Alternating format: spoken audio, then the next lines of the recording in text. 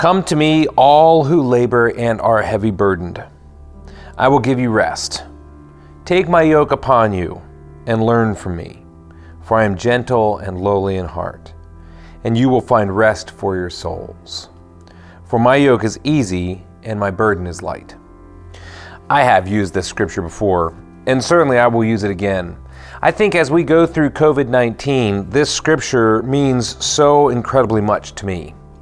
Because it is the call, it is the invitation to let go of our fears, to let go of our frustrations, to hand our burdens to God, to allow Him to work, to allow God to move.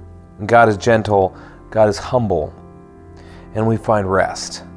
I don't know about you, but sometimes I feel like I need rest in the midst of this. I find that one moment I am feeling great. I've got everything under control, quote unquote. The next moment, I can't figure out which end is up. I've talked to people in our congregation that are terrified of this virus. And I've talked to people that don't understand what all the fuss is and don't understand why we're working again. I have talked to introverts that sort of love being home. And I've talked to extroverts that are dying inside because these Zoom calls just aren't cutting it for them. We're all over the place, and in the midst of it, God calls us. God invites us to lay our burdens down, to take up God's yoke, to follow Him. One of the things that hit me on Tuesday, I think there's underlying stuff happening for us that maybe we don't even think about until we have the opportunity to have our eyes open. A little bit like the sermon last week talking about our spiritual blindness. Tuesday. What happened Tuesday? Well, on Tuesday, I helped to officiate the funeral service, a graveside service for Lois Martin. And it was a really simple service. There were only about 10 family members there. Lois Martin's nephew, Jerry, shared some words about heaven and about Lois and her gifts and the ways that she loved them and that they loved her. And then another one of Lois's nephews whipped out his guitar and we sang It Is Well With My Soul and the song Blessings. And as I sat and I listened, it struck me how much I miss singing with other people. How much I see God's presence in other human beings. I started to think, Hunter, have you been missing, as the world continues to live around us, as I've been sequestered at the farm, am I missing multiple hundreds of ways that God is moving, that God is alive? That service was so meaningful and so powerful to me, yet it was one of the most simple memorial services that I have ever seen. It felt so good to sing with people, to be together. And so it made me think, we really do miss being together. As much as Dean and I sort of enjoy putting these videos together, especially preaching at the farm, we are longing deeply to be together. The elders and the staff have started to ask questions. What does our plan look like for getting back together again someday? And as we've been looking at things, we recognize that that's pretty much virtually impossible in the midst of the red phase, as our governor has stated. The red phase is the complete lockdown. Then he has a yellow phase and a green phase. At this time, the green phase looks awfully murky. No one really knows when that will happen or what that looks like. Hopefully we can move into the yellow phase within the next month or so, as the virus continues to sort of trend downward. But what we thought about and recognized was in the yellow phase, you are still only allowed to meet with groups of 25 or less. The reality is, as sad as it is to say, in the yellow phase, we will probably most likely still not be meeting as a congregation. We'll still be making videos, we'll still be doing the very best that we can. This may be a little bit disheartening for us. We're also starting to think about ways that we can start engaging when that yellow phase comes.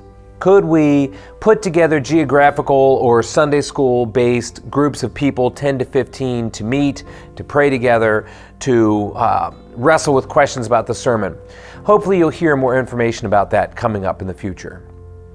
But even though we can't meet together, and even though we have that sort of disappointment, I think it's so important that we continue to remember that God is still moving in our midst. That God is still here. That God is still doing things. God is still doing things in and through Nashville Mennonite Church. We see God moving in a group of bikers that goes out on Saturday, taking pictures of you all, greeting the church. And I'm going to tell you that that is one of the most just heartwarming experiences in our services every Sunday morning. Grace and I and the kids sit down and we start to watch, and we see pictures of you all, smiling faces, welcoming us to church because of the work of those bikers who are riding around. And that group is getting bigger and bigger. I see God moving when I hear stories about a flock of sheep that was donated in Peru that is growing by leaps and bounds, getting bigger and bigger every week, so much so that the place where those sheep are being housed right now may not be able to handle them all. I see God moving in, even though I'm getting tired of them, I see God moving in Zoom meetings, Zoom prayer meetings, Zoom Bible studies, Zoom gatherings for the young adults thinking about discussion questions and things that they're working on. I see God moving in drive-by birthday celebrations, baby showers, and graduation acknowledgments. We see God moving in our midst. God is still with us. God is still here. And again, God is doing things at Nashville Mennonite Church. You know, we're still working on stuff. The elders just last month heard from the Housing Task Force on ways that we can use the houses that we have and that we're already using to bless people, to bless more people in our communities. And again, at some point in time, we hope to hear more about that when we can gather together, when we can be together. Not only are we talking about the ways that we can come together and that we can get work done, but a group met for Wednesday to talk about Wednesday night out. Now, we have no idea when we will be able to eat together again. But we have a group of people that I think are inspired by this time of separation with new ideas and new imaginings about what Wednesday night out could look like.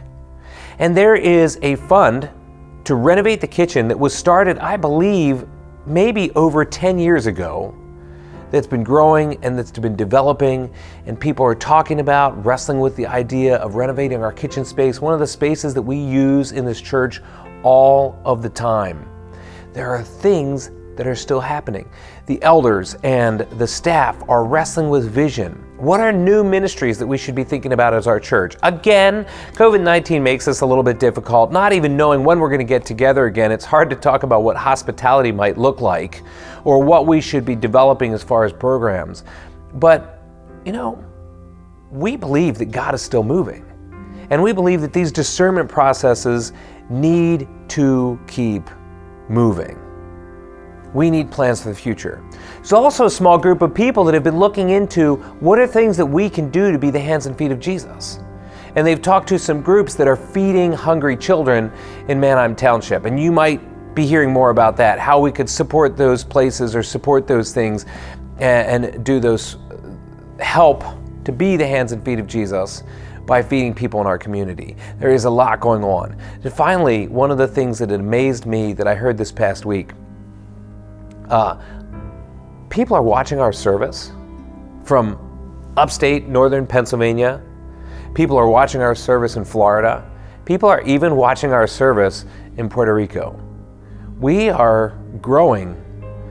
The message of God is going out to the world. The message of hope, the message of Christ's love, the message of resurrection and transformation. God is with us. It is our job to take upon us the yoke of Christ, to lay down our burdens. And as this goes long and it wears on us, it's our job to remain faithful, to trusting God, to looking to see where God is moving in our midst, because God is moving.